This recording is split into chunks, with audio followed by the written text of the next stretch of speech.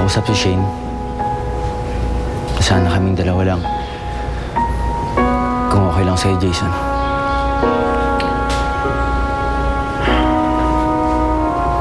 Sa labas ako maghihintay. Sabihan mo kapag tapos ka.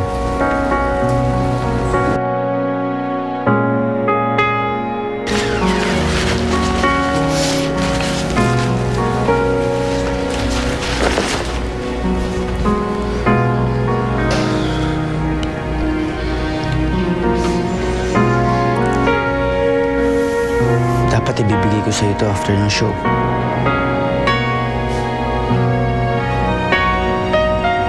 Alam ko may nobyo ka na, Shane. Pero ipaglalaban pa rin kita.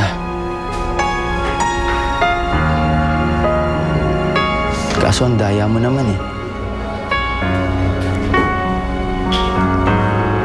Paano ko malalaman yung sagot mo yun? Kaya nang iwan ka.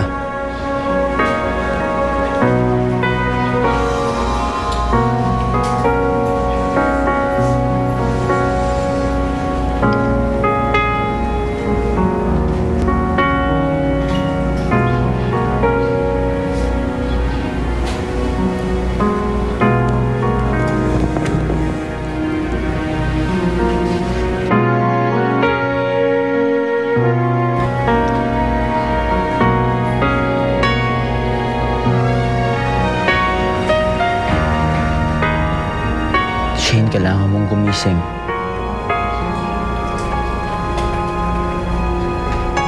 Para mabasted mo ako. Para maisoli mo sa akin yung singsing na yan. Shane, please gumising ka.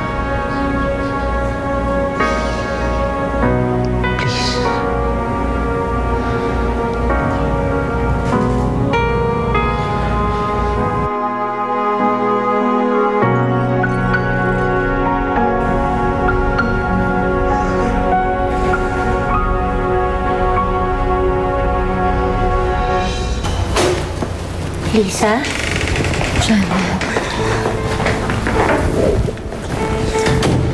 Okay?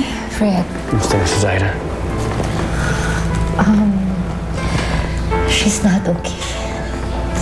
2 beses na siyang binibigyan ng pampatulog dahil sa tuwing nagigising siya, nagwawala siya. I can understand her frustration. Buhay niya ang pagsasayaw. Maski ako, hindi ko alam kung paano ko mapapatanggap sa kanya.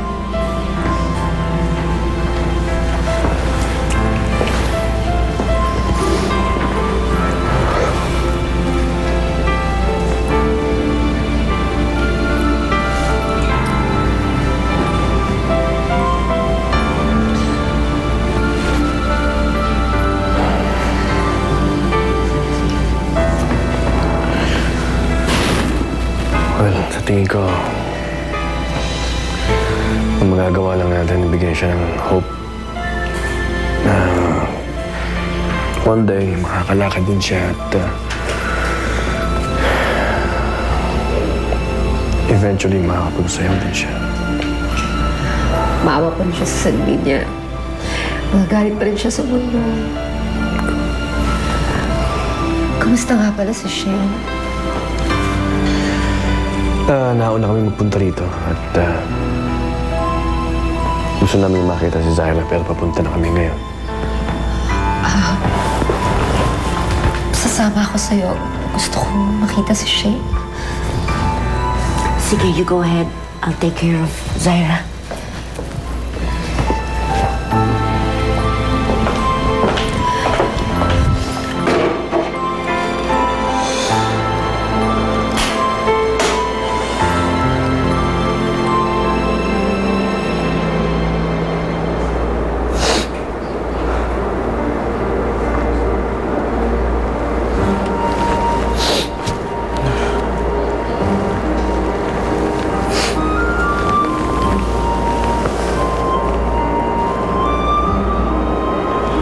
Ikaw pa rin mahal niya hanggang ngayon.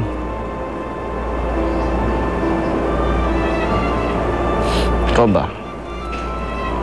Pagtingin ka ba rin sa kanya?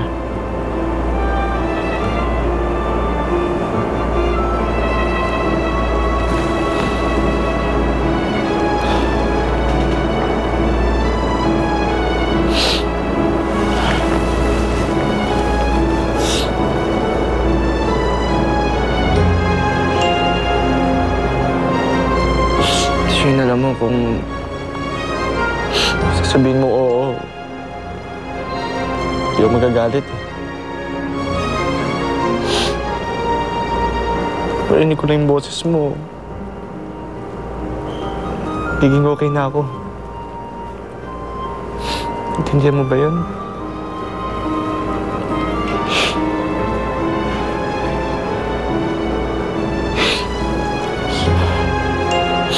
Kasi ang importante lang sa akin, mabuhay ka, Shane.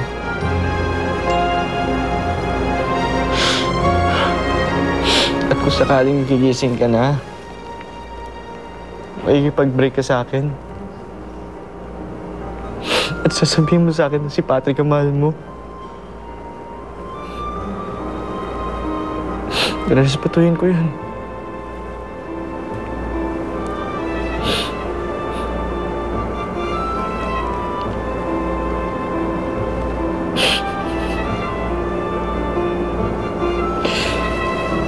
Shane, kahit ano sabihin mo, tatanggapin ko yan. Basta lumaban ka, Shane. Lumaban ka, Shane.